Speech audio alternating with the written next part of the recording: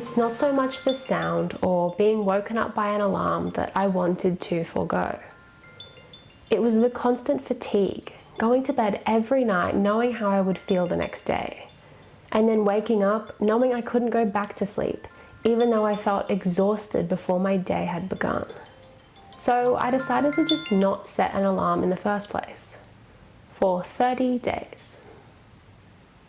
When I first thought of this experiment, it seemed very basic and not really life-changing, until I thought of all my reasonings behind it, which are extensive. And let me just take a second to explain, because maybe you can relate. For as long as I can remember, every morning I've been woken up by something other than my body clock. My dad used to wake me up for swimming every morning, and then when I went to uni, I would set an alarm on my phone. Since then, I have loved the control that setting one provides, and I have just stuck with it. No matter when I go to bed, I can still get up at exactly the same time. No worries. I have also struggled with mild insomnia since I was very young.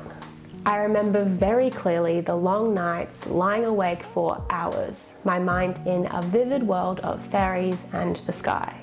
For many years, this caused me mild anxiety as I was scared of going to bed because I didn't want to lie there for hours, not being able to just shut my mind off and sleep.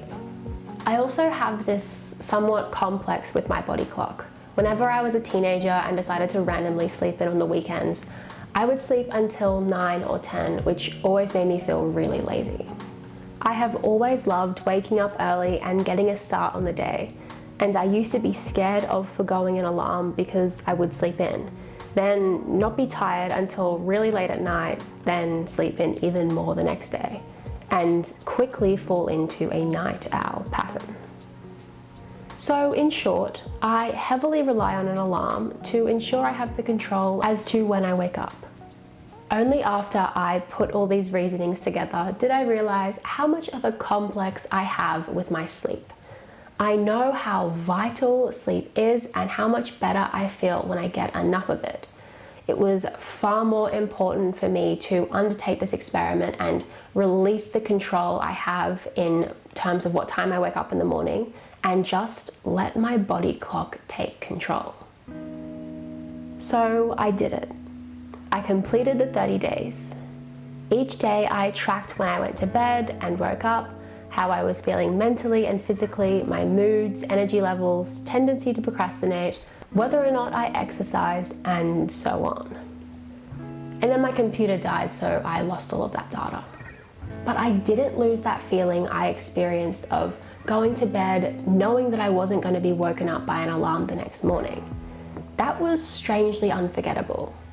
Or maybe it's not actually that strange when you aren't setting an alarm that's already 8 hours less than now, when you know that you aren't going to feel like absolute shit in the morning when you wake up, or when you didn't feel like shit this morning when you woke up and then promised yourself tonight that you would get to bed early enough but didn't. When you wake up feeling physically rested, mood positive, and mentally clear, that is pretty hard to forget. And I have completely fallen in love with that feeling. There were a few times in this experiment where I had to wake up with an alarm in the morning because I had something on or life just happens. And yeah, on those mornings, I could have probably done with a bit more sleep. But because I was generally getting a lot more sleep, it wasn't as much of a struggle to wake up on these days. And when I was setting these alarms, I found that I was setting the latest possible alarm for myself so I could squeeze out every little bit of sleep, as opposed to a few weeks ago where I probably would have done the opposite to squeeze as much out of the day. Here's what else I found. My mood was more stable and I had greater patience. My anxiety levels mellowed out. My frequent hunger lessened slightly. My desire to procrastinate was far lower and I was generally a lot more efficient. My energy levels were a lot more consistent throughout the day and my body recovered from exercise far more quickly. One of my biggest worries going into this experiment was that I would slowly, naturally slide into a later sleep pattern, but I didn't. Generally, I went to bed between 9:30 and 10:30 every night and woke up between 6:15 and 7:45 each morning, and I exercised most days. According to sleep scientist Matthew Walker, when we hit our teenage years, our sleep cycle changes towards a later pattern, where we stay up later and sleep in. So, since I'm 22, my sleep cycle has regressed to an earlier pattern. The first few mornings of this experiment were very memorable, and I wish I had footage of this, because I just remember the first morning I woke up after probably 10 or 11 hours of sleep, I can't quite remember now, and I was the most groggy I've ever been. My whole body was so weak and it was kind of like shaky. It took me an hour to wake up properly to get my mind into this world, and that weakness in my body stayed with me for the next 24 hours. And then when I woke up the next day, I was still groggy and weak, but slightly less, noticeably less. And the same for day 3 and day 4. And by the time I got to day 5, I was feeling bloody fantastic. But those first few days were really funny. It's been a few weeks since I've finished this experiment, and I've changed nothing.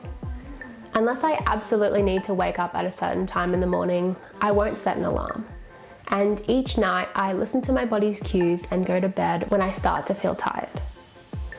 Yes, this may be a very simple concept, but it was one that initially really scared me, and one that was vital I undertook. Not setting an alarm now feels totally normal.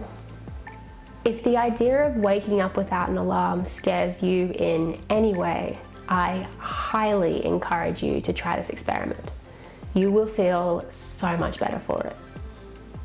Okay, so that wraps up this video. Thank you so much for watching.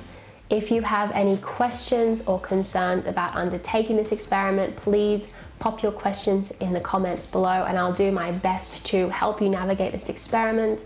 I'm not a sleep professional or a professional in any manner really, but I'll do my best. If you know anyone who would benefit from this experiment or would find it interesting, please feel free to share this video with them. I upload new videos every second Thursday and I can't wait to see you on the next one. Bye!